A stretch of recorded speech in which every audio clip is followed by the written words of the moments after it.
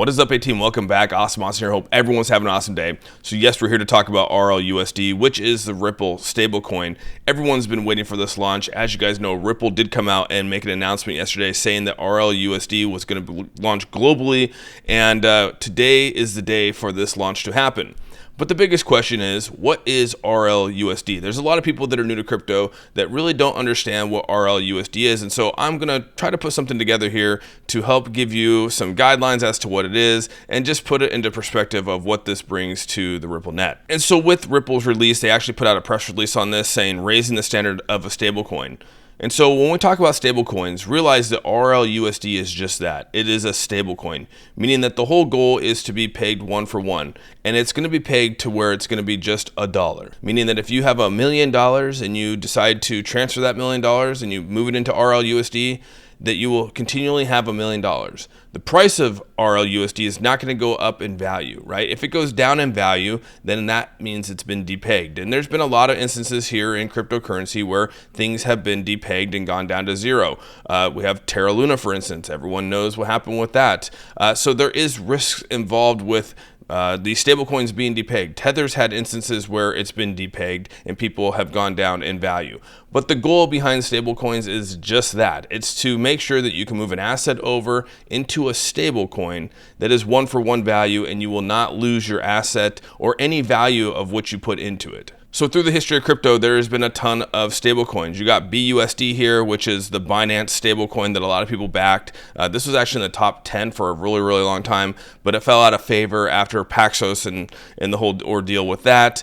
And so BUSD is used for the Binance network, and some people still use it, but it's not as popular as before. But that takes us into Tether. We got Tether, which is obviously ranked number 4 in the world right now for largest crypto, and that's because a lot of people actually do use Tether. The other one right here is USDC, which again is ranked number 8 right now, and this is another one of those stable coins, which you can see right now is 0.99999. And when I say depegging, you can see where it's kind of losing its value here. You can see it's gone down a little bit, but you'll see that fluctuation. So again, these are some of the stable coins that are out there, and there's also another one called USDD, which is more built for Tron. If you guys don't know, that's attached to Justin Sun, and again, not very popular. It's at 133, but still people do use it. People on the Tron network, obviously, he uses it, but again, it's not as popular as say USDC or Tether. And so when it comes to these stable coins, the biggest question out there that we've always asked is, what are they backed with? What secures that these will be $1 for $1 value? And so for Tether, you can see right now that about 84.58% of its reserves in cash, cash equivalents, short-term deposits, and commercial paper. So 76.87% of this is a U.S. Treasury bill. So again, basically 75% of it is U.S. Treasury bills, meaning that it's probably attached to some fiat dollar, bonds. But then there's the other 25% where people could say that, well, that could be attached to Bitcoin or crypto or other what they call short-term or cash equivalents. So no one really knows. There hasn't actually been an audit put out there by Tether to determine exactly what is behind the value of Tether. And then when you look at USDC, like it says right here, a cryptocurrency is backed by the US dollar or dollar denomination assets like US Treasury securities. There's been no proof. There hasn't really been an audit of this, although their financial institutions actually back these things. The whole goal is to keep it $1 for $1, but we haven't actually seen what exactly is backing USDC. I think a lot more people, I guess you could say some people probably feel better with USDC than Tether, but to each your own, right? If you're investing in these stablecoins and putting your money in there, you just hope that they don't depeg. And again, after the Terra Luna crash, a lot of people have become a little bit weary of stablecoins because you could wake up tomorrow and all your money be gone because somehow, some way, it got hacked and the price of it could go down. And so you ask yourself, why then would I go to RLUSD? Well, the good thing about RLUSD, and something that actually excites me, is that this will be fully backed by the US dollar deposits, US government bonds, and cash equivalents. And it's designed to ensure stability, reliability, and liquidity. And so you could say, well, that sounds the same thing as Tether, sounds the same thing as USD. And you're right, there could probably be some similarities there. But the great thing here that I think a lot of people want in this space is transparency. Everyone wants to be transparent. They say they want to be transparent, but unfortunately in this space, transparency is the last thing that a lot of developers do. People like to hold their cards close to their chest. And so although they might say they want to be transparent, they really are not that transparent. One thing that Ripple did do is come out and say that they were actually going to issue a third-party audit for everyone to view. So and when we talk about transparency, that's probably as transparent as it can get, because as you guys know, Tether and USDC and a lot of these other ones, they don't really show you what it's backed by. But the good thing is that Ripple will actually be publishing this by an independent auditing firm to actually go through their books and see what their reserve assets are. Which again, if you're putting your money into this, that's something that you want to see. And I think that this actually does bring a lot of value to the stablecoin. I think that they are setting a nice roadmap for what stablecoin should do. And hopefully this actually is really good for not just Ripple, but the entire cryptocurrency community when it comes to the stablecoins. So now that we have a little bit of a history of what stablecoins are, what they do, and the different ones in the space, let's actually get to the key of this video, and that is, what is RLUSD and what is it going to do for the entire network of Ripple? And as you can see right here, it says RLUSD is ideal for financial use case and allows institutions to facilitate instant settlements of cross-border payments. So the goal is to be able to take one payment from, say, the United States and settle that payment over in, say, Germany. So you want to be able to send it across the network and have it land over there as quickly as possible. A lot of our systems and or banks that want to send large amounts of money could take a long time. You could just take Western Union, for instance. I mean, that could take days, weeks maybe, depending on where you're at. If you actually go to your bank right now and ask them to say, hey, I'd like to send $20,000 to someone in the Philippines, that could take a long time to do. They're not just you have to go through the wire transfer transactions. It could take a couple days to do. The good thing here is that when it comes to the blockchain and or the RippleNet here, is that this could happen seamlessly. It could happen within seconds from transferring millions of dollars from one institution to the other. Another one right here is to access liquidity for remittance and treasury. And so really this is just to settle your payments. And it's basically like if you were to sell Bitcoin, you're going to either sell it into US fiat, or maybe you're going to send it into euros or pounds, and they're basically saying, hey, you can move it over to a stable coin. A lot of people will actually do that on Coinbase. You'll go to sell out your profits and they'll move it into USDC or US Tether. So basically the same thing here is that you could actually move this into RLUSD. It helps out with liquidity on the blockchains and things like that. And so the other thing here is it said it would seamlessly integrate with the decentralized finance protocol. So again, that could be a lot of things on the decentralized side. One thing that comes to mind for me is, say, like a DAO and or a place where we stake cryptocurrencies. You can actually move your money into a decentralized side and stake for profits. You'll see that right now. You'll see where people will say, hey, come move your money over here, stake on this platform, and you're going to get a certain APY. There could be a lot of things that you could use this for. Like I said, you could actually stabilize you could use this protocol to stabilize your DAO on the decentralized side of things. There's so many things that can actually be done on the DeFi side when it comes to moving money around. And so this helps move money around on a decentralized side versus like a centralized side, which is a bank and things like that. And another big thing here, which is really, really good, is it's the bridge between traditional fiat currencies and the crypto ecosystem. So as you guys know, we all start off with some kind of fiat wherever you're from in the world. Here in America, we start off with the dollar. So how do you actually enter that dollar into the cryptocurrency space? And so what it's saying here is this actually helps create that bridge to be able to take that dollar, the US dollar, and move it into a blockchain and move it into the decentralized side of places. So you're taking traditional fiat currency, putting it into RLUSD, which then you can actually use to send across blockchains and or be on the DeFi side of crypto.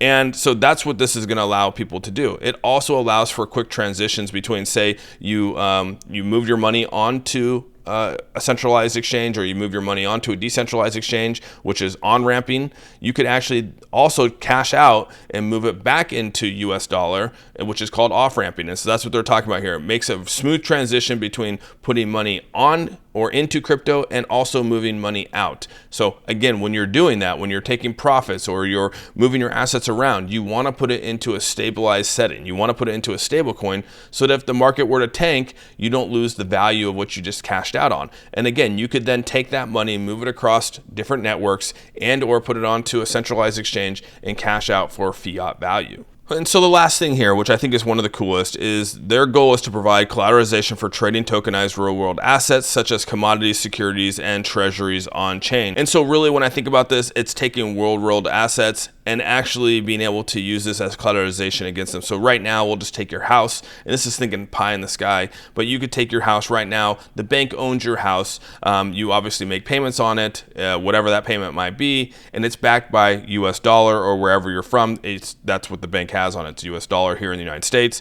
And what it's saying here is that you could actually eventually, maybe, hopefully down the road, move this into an RLUSD and actually use RLUSD as the token or stablecoin that can back your house, your house loan versus that of fiat. So again, that's sort of a high level way of thinking about it, but I hope that eventually it gets to something like that. A lot of people in this space have talked about tokenizing real world assets, and unfortunately it hasn't really come to fruition too much. But this might be the first opportunity. So one of the greatest things about Ripple, and probably the coolest part about this and why I feel super secure, is because this will be the first regulated stablecoin by the New York Department of Financial Services. As you guys know, that's what they were waiting for. And like I said right here, early on, Ripple made a deliberate choice to launch our stablecoin under the New York Department of Financial Services Limited Purpose Trust Company Charter, widely regarded as the premier regulatory standard worldwide. And so what does that actually mean? What does being under the New York Department of Financial Services, what that actually means is that institutions now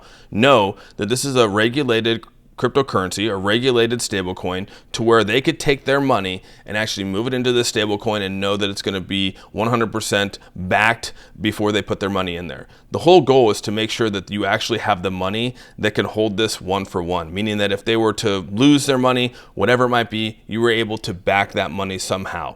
And that's really what it comes down to. And so the New York Department of Financial Services is really going to hold Ripple to the standards of just like any other fiat currency out there. It's the only cryptocurrency out there right now that will allow institutional money to come in and then be used across a network. This will be the first time.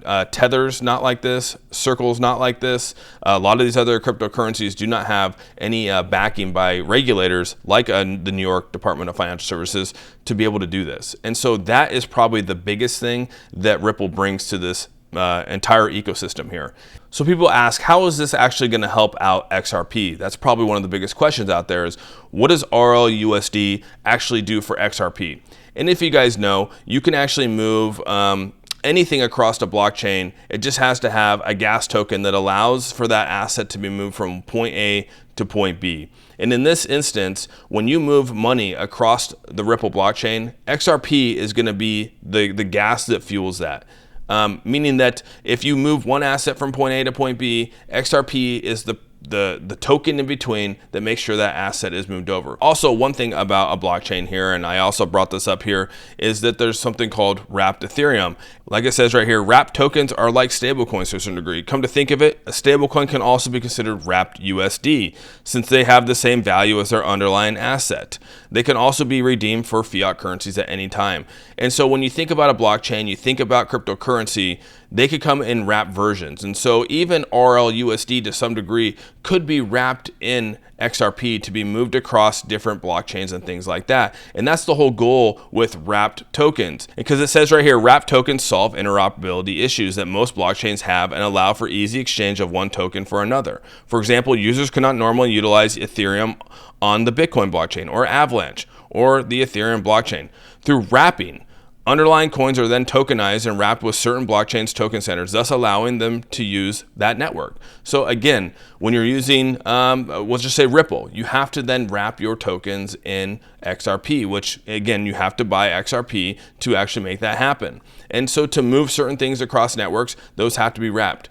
This opens up the door to allow for RLUSD to be wrapped and to be used and moved across the blockchain, which again makes it to where you have to purchase XRP to do so. So there's a lot of money that could be flowing through, a lot of transactions that could be happening on the blockchain where XRP could either be wrapped in that version and or just be used as the gas for that. And so if you're moving trillions of dollars across the blockchain and you have to use XRP as the gas, that means that you're using it to then provide the money to make the transaction happen. So you have to do that on a blockchain, just like Ethereum. If I were to move something across Ethereum, you'll get a little pop-up in your MetaMask, or a pop-up in, even on Coinbase, you'll get a pop-up and it'll say, here's your fees. That's including gas fees and everything like that. So that is actually going back to the Ethereum network, and same goes for XRP.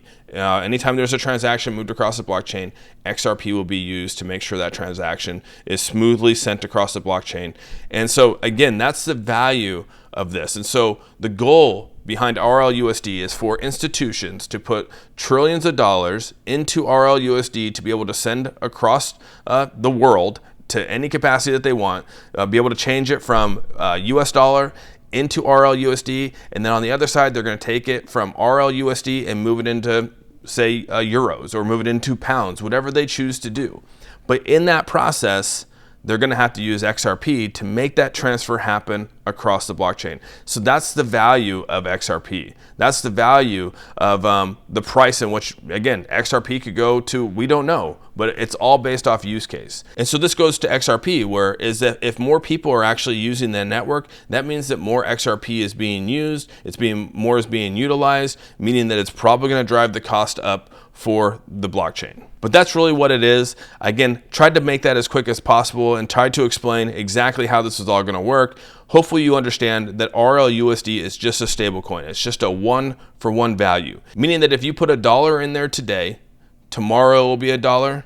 1 year from now, it will be $1. In 10 years from now, it will be $1. And in 100 years from now, it will be $1. So just realize that going into that, that's the goal of a stable coin. It is not like any other token or asset out there where you put your money in and hope it goes up in value. That's not what a stable coin is. And so that was my goal for this entire video, was to explain exactly what it was, so that people out there that might be new to crypto fully understand what RLUSD is. So there you have it. If you have any questions, comments, or concerns, please put them down in the comment section below. Make sure you give this video a thumbs up. If you haven't subscribed, hit that subscribe button. And with all that said, we're out. Peace out, everyone.